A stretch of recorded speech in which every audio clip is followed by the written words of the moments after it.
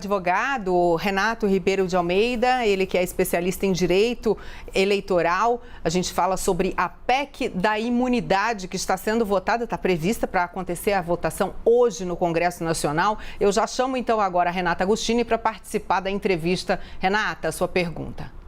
Doutor Renato, boa tarde. Um dos pontos que está causando bastante polêmica, está chamando bastante atenção, é a decisão dos parlamentares de incluir nesse texto, no caso de uma prisão, o parlamentar, então, não ficaria sob a guarda da justiça, mas sim detido num espaço específico designado pela própria Câmara, pelo próprio parlamento. Na visão do senhor, é apropriado esse tipo de medida? Também seria um privilégio? Eu penso que essa medida, Renata, boa tarde, ela não é apropriada, porque ela cria mais um sentimento na população, na sociedade brasileira, de privilégios. Já se falou-se tanto sobre foro privilegiado, sobre se combater privilégios, e agora volta tudo para trás, nós voltamos ao nosso passado, concedendo privilégios no caso de parlamentares que porventura venham ser presos, como é o caso, inclusive, do deputado Daniel Silveira.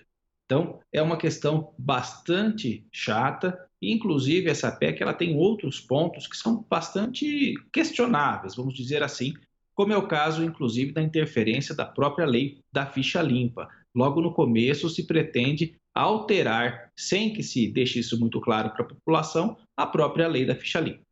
Exatamente, era essa a minha pergunta, que eu gostaria que o senhor se aprofundasse a respeito disso, porque a sociedade considerou a lei da ficha limpa como uma conquista para evitar que pessoas que já tenham condenações possam se candidatar e, portanto, depois terem que, a gente ter que lutar para retirar uma pessoa que eventualmente tenha esse mandato indevidamente.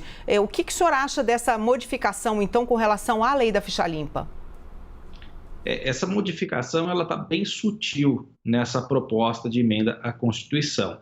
Lá no artigo 14 se coloca que, e é bom que a gente, para entender, nós pensemos um pouco como é que era a situação no passado.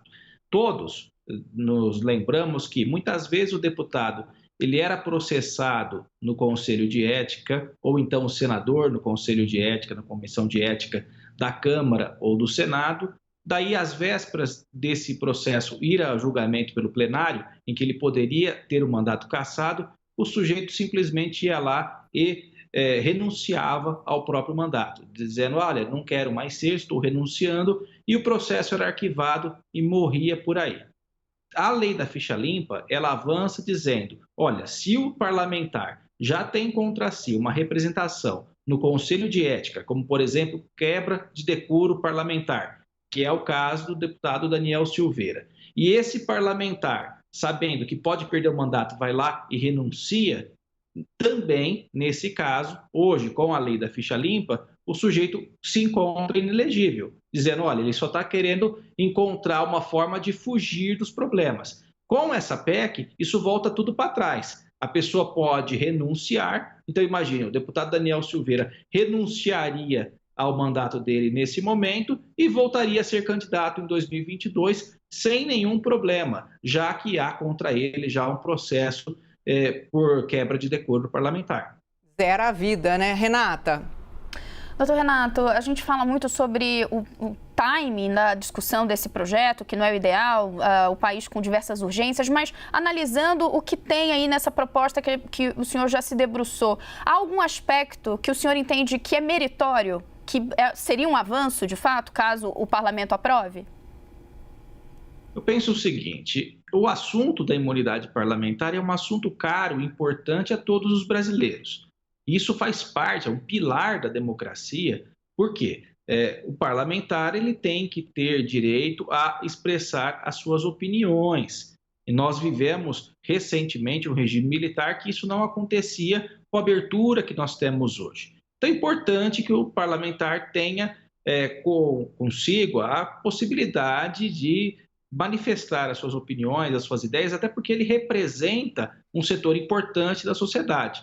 Só que isso, Renata e Carla, não é um salvo-conduto para a prática de crimes. O que aconteceu no caso do Daniel Silveira é que ele extrapolou e muito, falou em agressão, inclusive física, a ministros do Supremo Tribunal Federal, que são membros de outro poder. Então, é claro que aí ele ultrapassou uma fronteira do que é possível e aceitável. Deixa de ser uma crítica, ainda que seja uma crítica contundente, uma crítica ácida, deixa de ser isso e passa a ser algo criminoso. Então, a imunidade é um assunto importante, a gente tem que debater a imunidade, mas não com essa pressa, não com esse atropelo, não fazendo isso no final de semana para votar ainda durante essa semana. Não faz nenhum sentido. Nós estamos no momento de pandemia, nós temos problemas econômicos e sociais muito graves. E lembrando que a temática da imunidade parlamentar, ela já foi objeto de outra emenda à Constituição em 2001. A emenda constitucional 35, lá de 2001, já alterou a Constituição de 87.